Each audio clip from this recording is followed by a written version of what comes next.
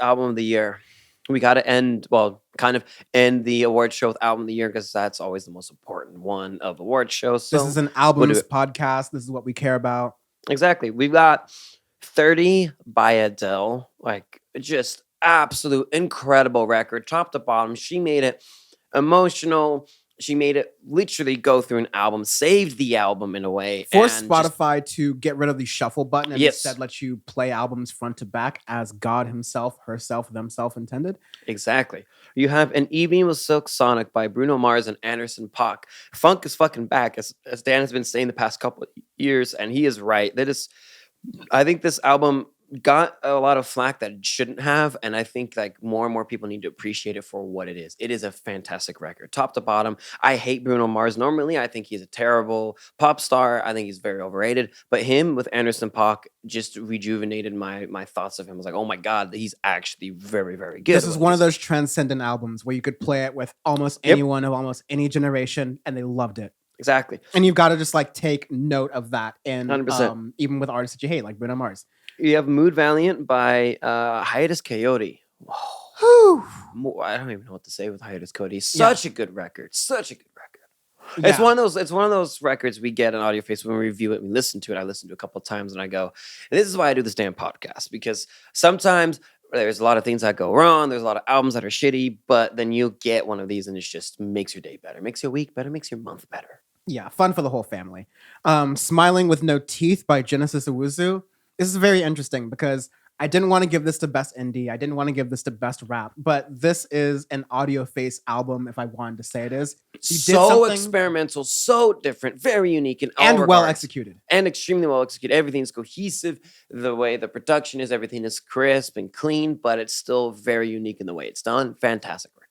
Blue Weekend by Wolf Alice, as we talked about in the very hard fought best rock album, best alternative album. And won that one. Such a good record. And Vince Staples, self-titled Vince Staples. Again, we've talked about it earlier as well. Also won best trap/rap record.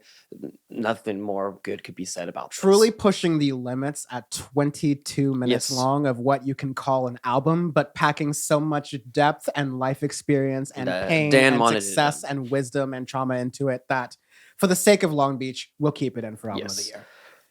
So, man, this is hard. This is a very hard one. Do you have anything that you're this is the one that's hardest for me to like. Usually I can like sort of narrow down because there's some that I pick as like, I'd like to nominate, but I don't want this to win. And then there are a couple that are like, okay, I want any one of these to win. It kind of just comes down to the conversation. Right. I will say that sometimes these feel like what was the best genre of the year, like I was saying earlier, and this is when it's kind of most like that case. And most of these benefit, like Vince Staples, it's a rap album, but it's very electronic. Adele's is a singer-songwriter traditional album, but it's blending a lot of genres. Yes. Hiatus Coyote, please don't get me started. That's just very hard. It's very funk and jazz and soul inspired, but it's just so much more than that.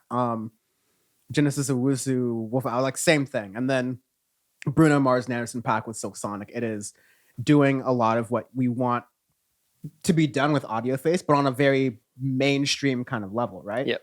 I don't think the significance of the Silk Sonic album so far has really been felt just because it released so often. And again, like the regular Grammys won't even be able to consider it until next year because of the way it was released. And again, we'd had COVID and all these other things releasing, preventing the broader proliferation of these albums and these songs from reaching the broader public, us being able to gauge how popular they are. So I'm trying to consider all these different things as we're thinking about this. And it's definitely really hard. I'm kind of pontificating about the things that I'm thinking about, but it doesn't make the decision any easier. I love all of these albums. I bump all these albums individually. You and me both. In my own choice. I can cut a few. I can cut An Evening with Silk Sonic. Okay. Which is very hard, but I think I can cut it. I can cut Smiling with No Teeth. Same with me. I can cut Blue Weekend. Yeah, I can go with that too. Honestly, the one that I'm really thinking of is 30. It's hard, but to me as an album, through and through.